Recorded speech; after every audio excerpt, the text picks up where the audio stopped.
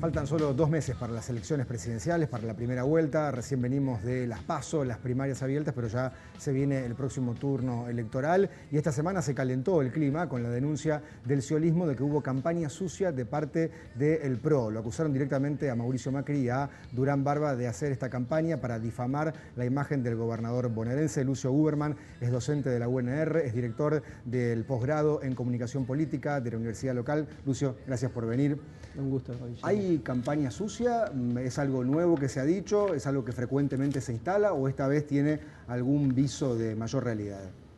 No, lo que llama más la atención es que hayan tomado alguna medida, no judicial, porque llevaron una denuncia a la Dirección Nacional Electoral, que no es un organismo de la justicia, es un organismo de organización de la elección, es parte del Ejecutivo Nacional, pero de alguna manera hay dos que están tratando de sacar la pelota del tema inundaciones, ¿no? Scioli porque lo padece una importante cantidad de gente de la provincia de Buenos Aires, y Macri porque tampoco tiene buenos antecedentes con el tema de la ciudad, ¿no? Entonces, Macri con la acusación a Scioli y Scioli con la denuncia a Macri, de alguna manera están buscando sacar el tema de la inundación, que es el verdadero problema de la discusión política.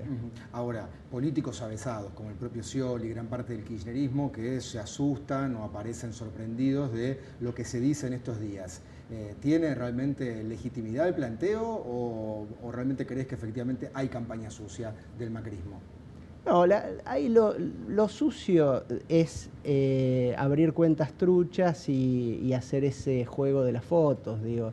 Lo que pasa es que por eso creo que la estrategia de Scioli es discutir el modus operandi, el de las cuentas truchas y demás, más que nada las fotos, porque la discusión de las fotos es, bueno, si no querés esa foto hay otras en las que sí hay gente bajo agua. ¿Termina impactando en el electorado, digamos, todo lo que se dice en redes sociales, lo que se lo cuestiona a Scioli por este viaje inoportuno que volvió de inmediato? ¿Impacta en el electorado? Creo que no, porque estamos en una elección en la cual ya podríamos decir ya hay una primera vuelta, la PASO funcionó como primera vuelta, en la cual los votantes de uno y otro no van a defeccionar. El tema es qué pasa con los que fueron a otros candidatos o aquellos ciudadanos que no fueron a votar en la primaria y que uno supone que podrían ir a votar en octubre a la general. Entonces, sobre esos ciudadanos que no fueron a votar, el efecto normal de la campaña negativa es una desafectación, o sea que estimularlos más a que sigan en su casa, que vayan a votar como no han ido en agosto, ¿no? Entonces, el efecto podría ser muy, muy pequeño. Pero insisto con lo que decía al principio, que a Macri y a Scioli les conviene más hablar de temas derivados del tema grave, que es la inundación, ¿no? Bueno, cercano a eso, a lo que estás diciendo, da la sensación que las discusiones en estos últimos días se han derivado a cuestiones netamente personales de los candidatos. O sea, nadie está discutiendo políticas, nadie habla de la economía, nadie habla de los problemas por resolver para la próxima elección. ¿Esto pensás que es, si se quiere, a propósito para no tener que plantear lo que se va a hacer? Ahí creo que hay dos cosas. Esa podría ser la explicación de corto plazo. Hay una explicación de más largo plazo, que es la estrategia en Occidente siempre tuvo como metáfora el juego de ajedrez. El juego de ajedrez arrancan dos ejércitos completos y se van desmantelando, ¿no? Es una matanza, una carnicería. Entonces la estrategia en las cabezas nuestras pasa por ahí, pasa por una guerra frontal. Si uno va a Oriente, el juego estratégico de Oriente es el Go. Es un juego donde el tablero empieza vacío y los dos contendientes se dan cuenta que van a tener que ir conviviendo en un tablero en el cual uno ganará por muy poquito y después de contar las piezas que se pusieron, las piedras, ¿no? Entonces fíjense que nosotros estamos condicionados por miles de años de historia a hacer estrategias agresivas. Entonces no es algo de la política actual, es una cosa que tiene que ver con la concepción estratégica nuestra. Lucio, está claro que lo que te voy a preguntar es un escenario que se puede dar, pero con el análisis de lo que sucedió en las PASO, ¿puede ganar Scioli en primera vuelta? Sí, si uno ahí tiene dos factores, que Scioli podría llegar a los 10 puntos de diferencia con Macri y sobre todo la gran duda es cómo se van a comportar este 5 o 6% de electores que no fue a votar en las PASO y que uno supone que va a ir en la general, ¿no?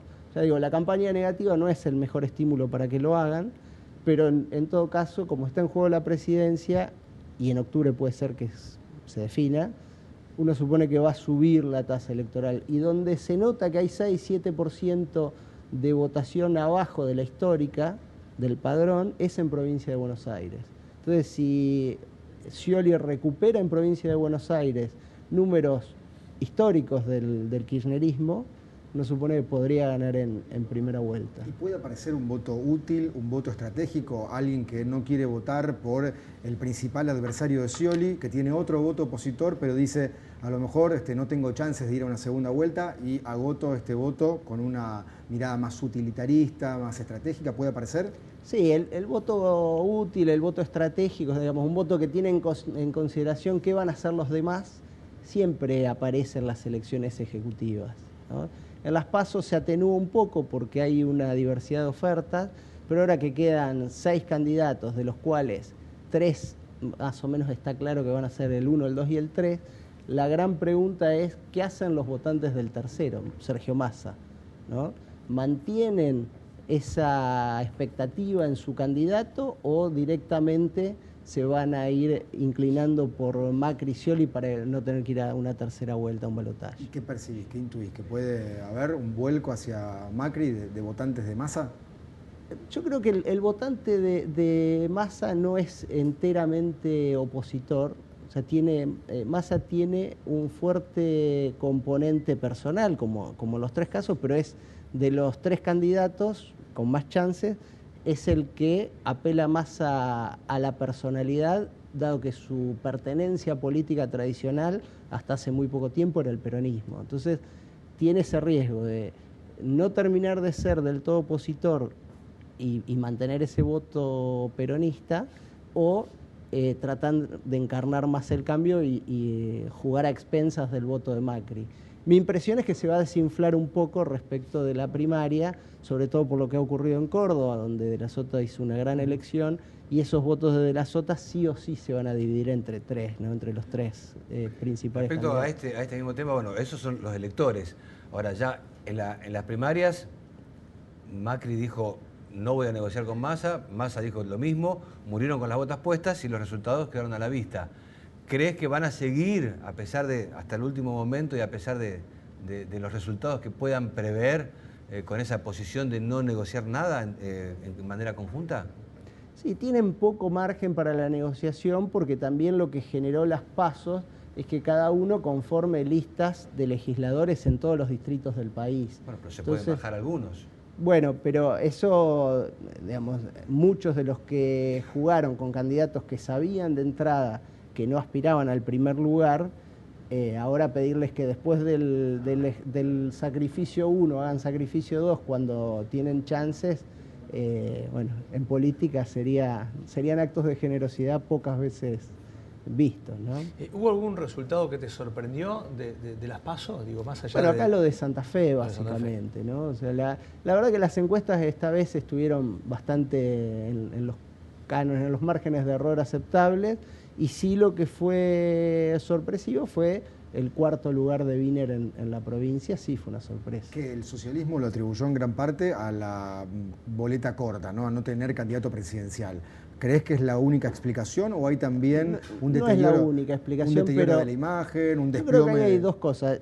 Seguramente el primer factor es la boleta corta, la falta de un candidato a presidente en una elección presidencial, ¿no?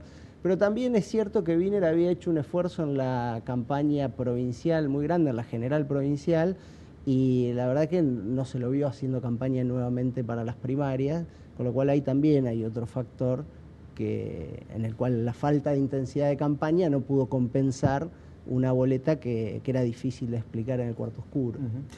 Mucho se habla de la primera vuelta. Si te lo preguntábamos recién, ¿Scioli puede ganar en primera vuelta en un eventual balotaje contra Macri o contra Massa? ¿Tiene las de perder o igualmente sigue siendo el que tiene más intención de voto, a tu criterio?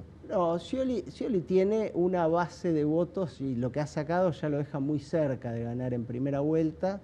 Y si en la primera vuelta no alcanza, hay que ver, en América Latina nadie revirtió en un balotaje una diferencia mayor a 8 puntos. Sería más o menos lo que lo que estaría sacando de ventaja a Scioli si no le saca 10 para evitar el balotaje. Entonces va a estar en el límite de las predicciones que uno puede hacer con la historia previa, ¿no? Claro, porque muchos recuerdan 2003, cuando no hubo balotaje, pero estaba el escenario de segunda vuelta, Menem se baja porque su imagen negativa, aún siendo primera minoría, le impedía ganar en segunda vuelta. No es el caso de Scioli. No, el caso de Scioli no es para nada ese, y es el oficialismo en curso. Menem ya no lo era en el 2003, y el tema es que enfrentaría, si es Macri eventualmente de su competidor en el balotaje, a otro candidato que también tiene dificultades respecto de su techo electoral, ¿no? También tiene una imagen negativa alta y una polarización ideológica respecto del electorado muy perceptible. En el caso de que gane Scioli, hay como dos grandes grupos en cuanto a la opinión de lo que va a pasar. Uno, el que afirma que por la vicepresidencia de Zanini y lo negociado, si se quiere, con Cristina, va a ser un presidente que va a estar sometido a una serie de situaciones. Por otro lado, aquellos que dicen que una vez que agarra la manija y el monedero, se terminó el kirchnerismo. ¿Qué opinas de eso? Bueno, hacer la evaluación psicológica no es mi tema, pero lo que uno ve de los presidentes anteriores, del 83 para acá, es que a ninguno se lo terminó de conocer hasta que no agarró la lapicera, ¿no? O sea, Menem hizo algo completamente distinto a lo que se esperaba. Néstor Kirchner llegó con una debilidad de origen manifiesta y fue un presidente que supo construir poder. Cristina fue lo más previsible porque había un camino, pero tampoco parecía que iba a llevar las riendas de la manera que la llevó. Entonces, de Scioli uno lo que supone es que va a generar un conocimiento más acabado de lo que va a hacer una vez que tenga la lapicera, cosa que con Scioli todavía no ha ocurrido, ¿no? Lucio, gracias por venir. Oh, un gusto. Lucio Uberman, docente de la UNR, politólogo, director del posgrado en Comunicación Política. Nos vamos, gracias por acompañarnos, volvemos mañana, 1:30, lo que sigue, Los Días Contados.